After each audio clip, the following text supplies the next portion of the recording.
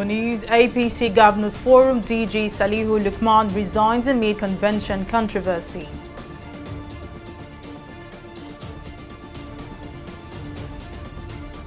Nigeria's inflation rate rises to 15.63%, first increase after 8 months decline.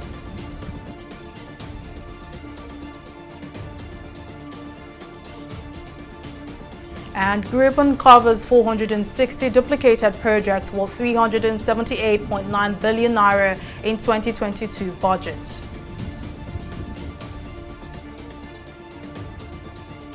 A warm welcome to News Now on TV360 Nigeria. I am Mary Kanu. Police authorities in Kebbi State have confirmed the killings of an unspecified number of civilians by gunmen in Dankade community, Danko Wasago local government area of Kebbi State. Police Public Relations Officer in Kebbi, Nafiu Abubakar, confirmed the development to newsmen on Monday. Abubakar added that an unconfirmed number of persons were also abducted. A police officer and 2 soldiers also died in the attack, which took place on Friday. In commemoration of Nigeria's fallen soldiers, leaders across the executive, legislature and judiciary came together to celebrate the 2022 Armed Forces Remembrance Day in Abuja. At the annual event, President Muhammadu Buhari was joined by his vice Yemi Osinbajo, members of the National Assembly, service chiefs and members of the diplomatic corps to pay tribute to the heroes who died in line of duty, whether inland, air or water. Our correspondent Abisola Adebayo tells us more in this report. Overstay of soldiers, sooner rather than later, we will address. Where there are no adequate A and B vehicles, we will provide. With those few remarks, I wish you well on the operation, and I know the morale remains high. How's the morale? Morale!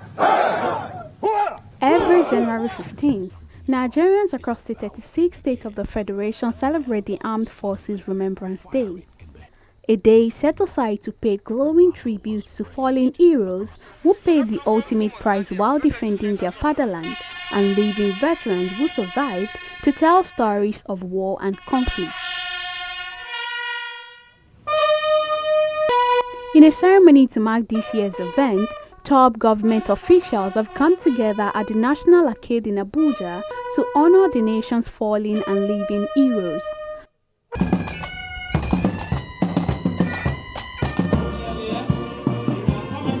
Arrival of the president, who is also the commander-in-chief of the armed forces, kicked off the ceremony.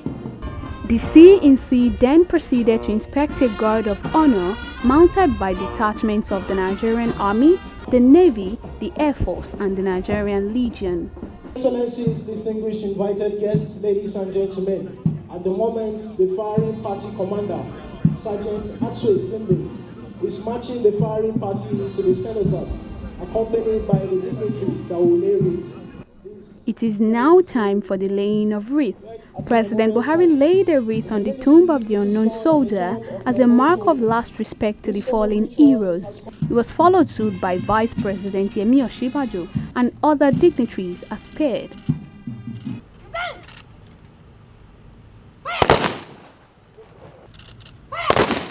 Three volleys of 21 gun salutes were also observed. The ceremony was ended by the signing of the anniversary register by President Muhammadu Buhari and release of ceremonial pigeon as a symbol of national peace. This celebration is coming at a time when the Nigerian military is currently overstretched, fighting various insecurity challenges across the country. But President Muhammadu Buhari has assured of a lasting solution to the challenges so that the labor of our past heroes will not be in vain. Abisola Adebayo, TV360 News. The Director General of the Progressive Governors Forum, Salihu Lukman, has resigned from his position. His resignation follows internal controversies between the governors of the All Progressives Congress and the Boni-led Caretaker Extraordinary Convention Planning Committee over the party's national convention. Some of the governors of the ruling party had called for his resignation during a meeting at the Federal Capital Territory FCT on Sunday night. After the meeting, Atiku Bagudu, Jigawa State Governor, told reporters that the party's Party's convention would be held in February 2022. And 460 duplicated projects valued at 378.9 billion naira have been uncovered in the recently signed 17.13 trillion naira 2022 budget. Communications Associate of Budget, a civic tech non-profit organization, Yanu Fatoba, made a revelation in a statement. Some of the affected projects include 20.8 billion naira requested by the presidency to construct a 14-bed presidential wing at the existing State House Medical Center, 28.72 million naira requested for the purchase of 2 units of 10 kilograms washing machine and 6 units of LG televisions in the State House Lagos License Office, among others. Now, according to budget, the infractions were discovered after examining the 21,108 capital projects in the budget. The presidency had submitted a proposed fiscal budget of 16.391 trillion naira to the National Assembly, but the lawmakers later raised it to 17.127 trillion naira, an increase of 735.8 billion naira. Now, to discuss these findings, I'm now joined by Vayala Kwaga, and a senior analyst at Budget Foundation. Well, thank you for joining me on the news. Now, based on these findings, could you tell us what your organization discovered in the 2022 budget? So basically, our organization, as per its mandate, this is what we do as an organization, as a civic tech organization that is saddled with communicating the budget. We try to make budgets simpler for Nigerians and expose areas that we see are critical for the concern of the average Nigerian. And in the 2022 Appropriation Act, as has been passed by the National Assembly, we have discovered about 460 duplicated projects. Now, these are projects that have identical line items within the budget. So they are basically, as the term implies, a duplication of an existing project with the same description. And this, we think, looking at Nigeria's current economic realities and the levels of inequality and poverty, are serious areas of concern. All right. Now, I must ask, what next now, especially since this is not the first time budget will make these findings? Yeah, so what is next really is for Nigerians and for civil society at large to engage with lawmakers to have an amendment of the budget. These things need to be expunged because they can serve as clear funnels. They can serve as clear loopholes for the taking of these monies that can be used, obviously, for far more pressing national concerns, with inflation being double digits, with inequality being on the rise, with poverty on the increase, with unemployment also being high. We certainly think and we believe that well-meaning Nigerians would agree that these funds, a lot of them, can be used for far more critical areas of national development. So yes, we want Nigerians to engage with the lawmakers. We want Nigerians to engage with the executive and have these items struck out. It's one thing for them to be struck out, but I suppose the broader argument is why they persist in the first place. All right, Vayala Kwaga, Senior Analyst, Budget Foundation. Thank you for joining me on the news and for your contributions. Moving on now, the Vice President of Liberia, Joel Taylor, has described the Governor of Kogi State, Yahaya Bello, as a model African leader. Taylor, who is on a visit to Nigeria to the APC Women Congress, said the Governor is the kind of leader Africa needs to achieve peace, progress and development. She made this known in Abuja at a dinner hosted by the Kogi State Governor. On his part, the Kogi State Governor re-emphasized the need for women inclusion, which according to him is the bedrock of the numerous successes in the state. Where are those that are behind? How do we encourage other women? Because it is a process. We can never be left out of any system because God intended it so. That will continue to be a part and parcel of what's happening. That's why you have security in Kogi. That's why you have all of the ICTs and the innovation things that you are doing, because everybody is included. I've never met a leader like you. It's all about party. It's all about myself. It's all about my family. But I've seen someone who has shown the true heart of what the women believe, that each of us can come around the table. And we hope you are an example to the leaders, not just in Nigeria. And on Tuesday, I will talk about it, but across Africa, that if we open our arms and we bring everybody on board, we will have the peace that we deserve.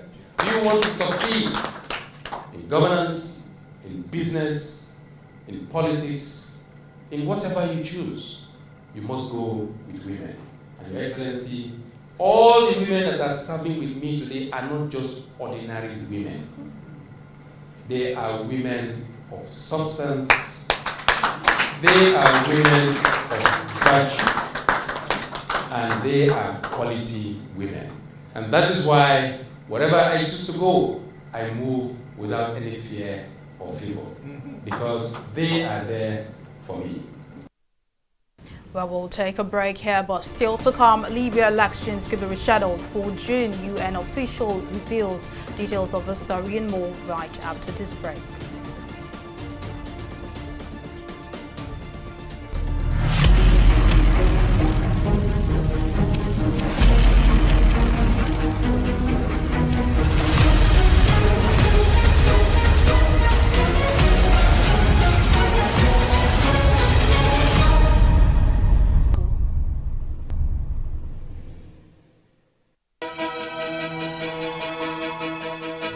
Opinions are free, facts are sacred, but truth is universal. How, in practical terms, can we, for instance, de-escalate the tension? President must see himself as the President of the Federal Republic. We know where the enemy is. 3 places. The Lake Chad Basin, the border area between Nigeria and Cameroon, and then the Sambisa Forest. On TV360, we give you a complete dose of everything. Opinion, facts and undiluted truth. I hardly believe what politicians are saying in this part of the world. A new Nigeria is possible, a future is possible. We delve into the issues, dissect it so that you can understand it, use it to take action. I don't think there's any need for any governor to look for grant for ranching. TV360, dissecting the issues. Welcome back. Now here is a recap of some of our top stories tonight.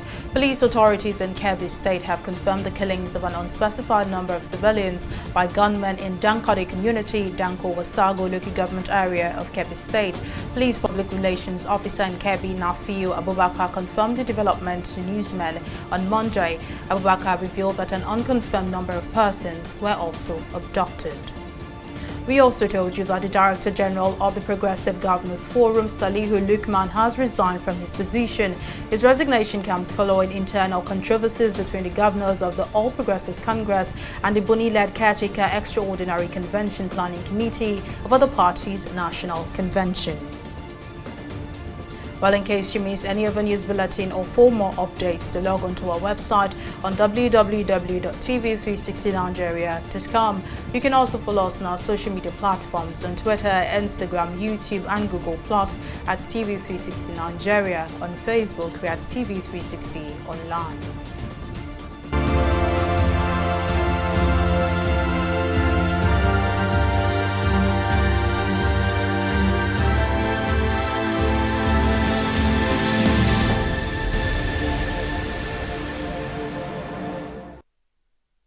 The total number of COVID-19 deaths in Nigeria has increased from 3,095 to 3,103, according to update released by the Nigeria Center for Disease Control (NCDC). Lagos State, the country's epicenter of the disease, contributed to the rise in fatalities with a backlog of 8 cases. The health agency further noted that 301 new infections were recorded across 9 states of the Federation and the Federal Capital Territory. Although the NCDC failed to disclose the specific date of the backlog of deaths from Lagos State, it averred that the commercial city reported a backlog of 175 cases, while Ondo and Osun states followed with 42 and 23 cases respectively, increasing Nigeria's infection total to 250,929. But we'll take a break here and return with business updates.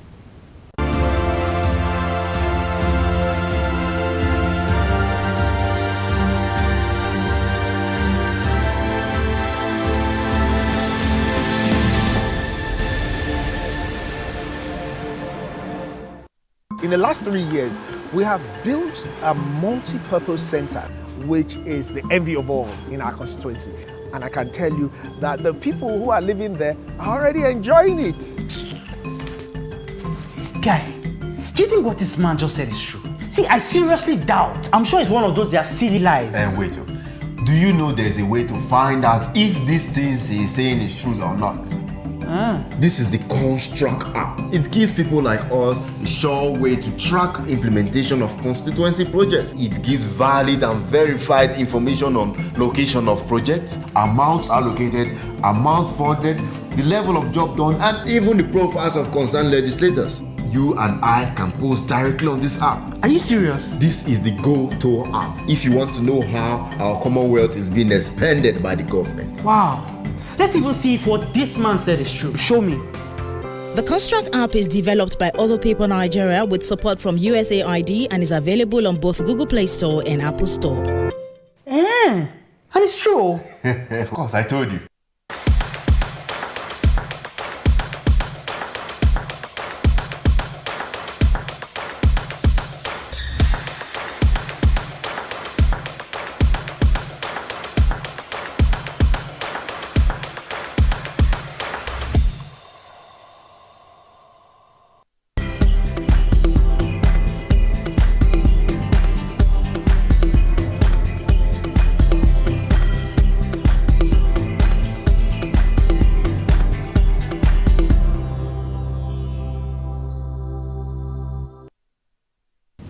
Glad to have you back. Well, up next is business news and stock market review with Abisola Adebayo. Over to you, Abisola. Thank you very much, Mary. Welcome to Business News. Nigeria's double-digit inflation climbed to 15.63% in December after 8 straight months of decline as prices for food and non-food items rose. The National Bureau of Statistics, NBS, who made this known in its latest report, revealed that the rate is 0.23 percentage points higher than the 15.40% recorded in November 2021. The report also shows that food price inflation, the major headline component, increased by 0.16 percentage points in December to 17.37%. On its part, the core inflation, excluding prices of farm produce, rose by 0.02 percentage points to 13.87%.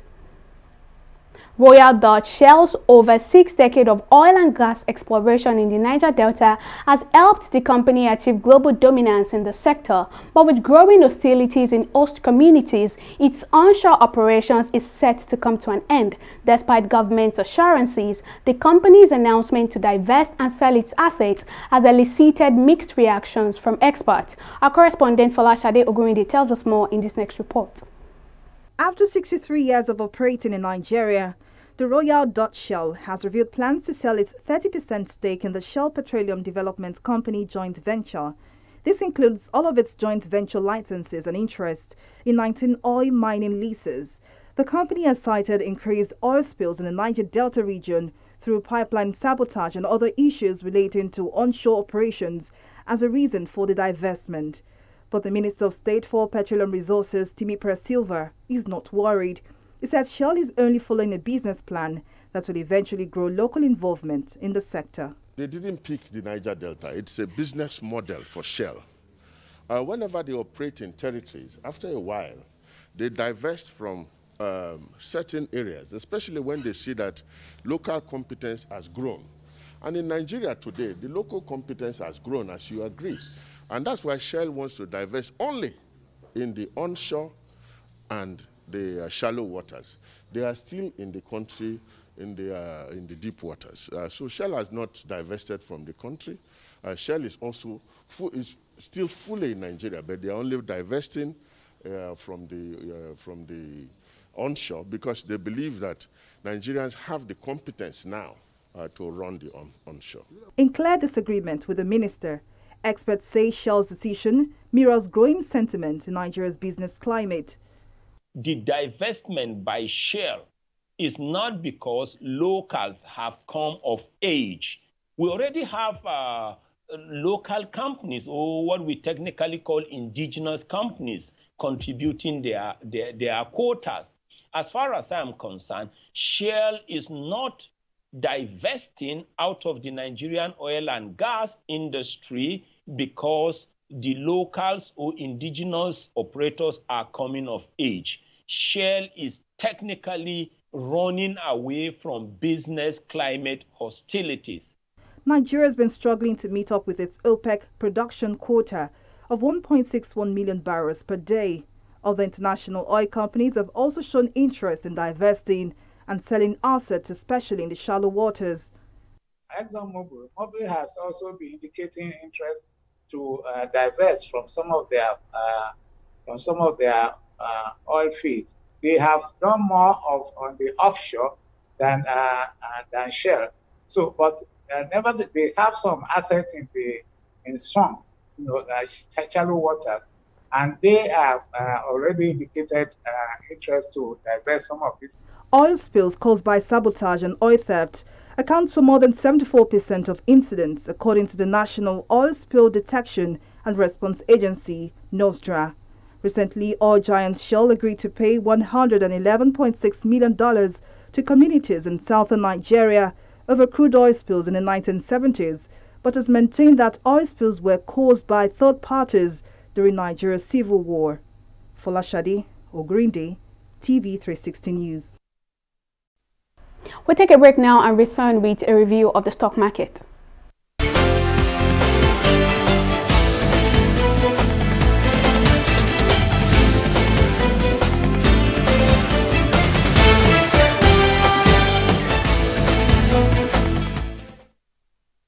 It was a pretty red session at the NGX today as the anticipated rebound was not to be, making the nation's bourse open trading for the week on a bearish note. This is as the market indices dropped by 0.12%.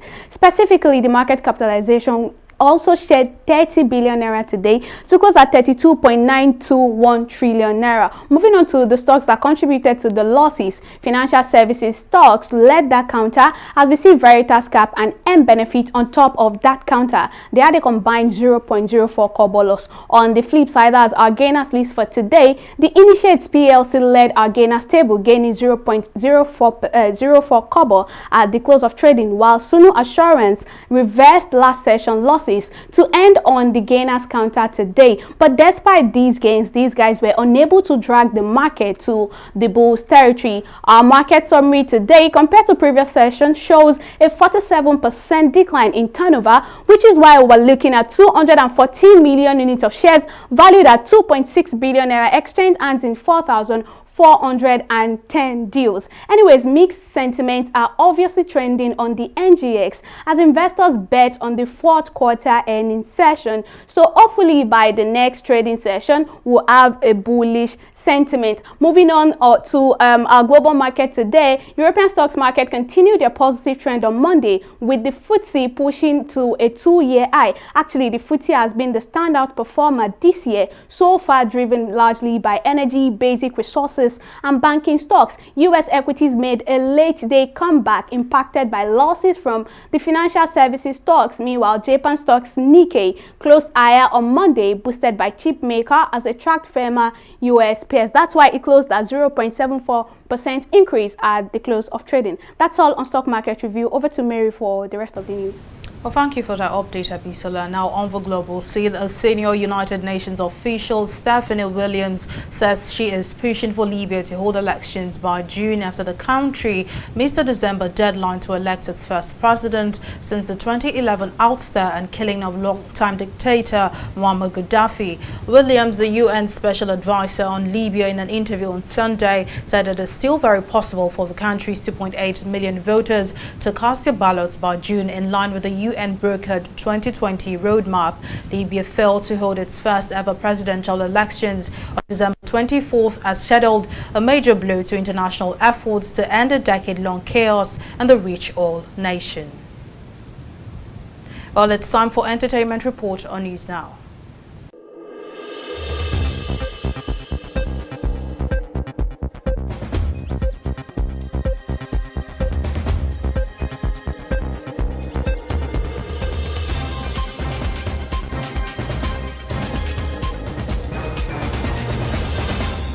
Popular Nigerian singer Adekunle Gold has revealed to his fans that he will be dropping a new single titled Mercy and his fourth studio album, Catch Me If You Can. Edgy Baby, as is fondly called, has been dropping teasers ever since he announced the single and the album. The album, which will drop on February 4th, will be a follow-up to the critically acclaimed Afropop Volume 2 album, which was released in 2020. In recent times, the singer has shifted from his mid-tempo alternative style to an upbeat and dancehall-like style. The songwriter's last single in collaboration with Davido, I, has been among the top charting songs in Nigeria and other countries since it dropped in September 2021.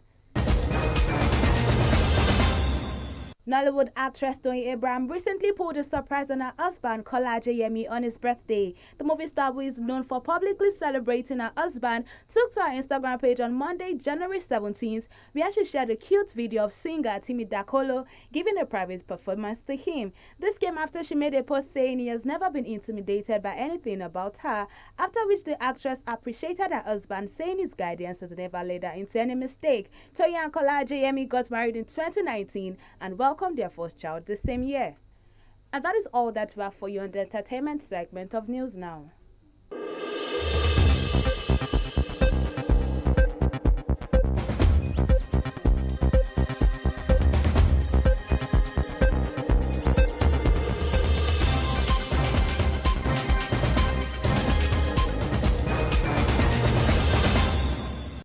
And now in sports, the Super Eagles of Nigeria have picked a round of 16 ticket at the ongoing African Cup of Nations in Cameroon. A 3-1 victory against the Falcons of Jadian and the Sudanese national team also took the Austin Eguavoen-led side to the top of Group D. Our correspondent Jide Olaniran reports that fans of the Super Eagles want the team to remain consistent till the end of the tournament. The Africa Cup of Nations tournament is still underway and in second week, with top teams already qualifying for the round of 16. The giant of Africa, Nigeria, has also witnessed progress as the Super Eagles made it 2 wins from 2 games after 2 consecutive wins over Egypt and Sudan. After a 1-0 victory over the Pharaohs of Egypt, the 3-time African champions dispatched Sudan 3-1 to confirm their place in the knockout stage. One could see the enthusiasm on the faces of the fans as they trooped to the fun park to watch the Super Eagles on another game day. The lack of interest in the team before the championship has now been replaced by passion after the country's victories, as fans say the Eagles should not rest on their past achievements in subsequent games. Track up. Attributing the there is no doubt that this is a rejuvenated Super Eagles. It's giving us confidence because they are playing confidently. Everybody playing for one another, are confident on the ball, not afraid of taking the opponent's runs, playing for one another. I tell you, this is Super Eagles that we know, and it's a very fantastic game. A very comfortable victory, if you ask me, and I thought we should have actually had more goals than this. This is one of those games where you want to really stamp your authority, and I must say the Nigerian factor came into it at the end of it all. Guinea-Bissau, I think it's not going to be too difficult because the players are going to be even more relaxed. See, so I think it's going to be a good game. Attributing the victories recorded by the team to the efficiency of the coach, fans say Eguavoen should be retained as coach of the team as he is fit for the job. Eguavoen has tried. Let me, I will say that they should give him more chance, because them employing a coach after they've not even allow him to even try what he's capable of doing. So I felt maybe they would have allowed him to at least let them see his performance for this AFCON. Then after this AFCON, then they will not decide if they should allow him to stay or. But them going to employ a new coach even after the AFCON is not even over, I don't see it as something nice, because even though Nigeria wins the AFCON, the Uruguay is going because they employed a new coach. So I would have said they should allow him to let them see his performance for this AFCON and then know the next decision to make. The victory against Sudan secures the Super Eagles round of 16 tickets with a game to spare and seeking their 4th AFCON title. The Super Eagles are set to take on Guinea-Bissau on Wednesday, with a team hoping to maintain their winning streak. Jide Olaniran, TV360 Nigeria.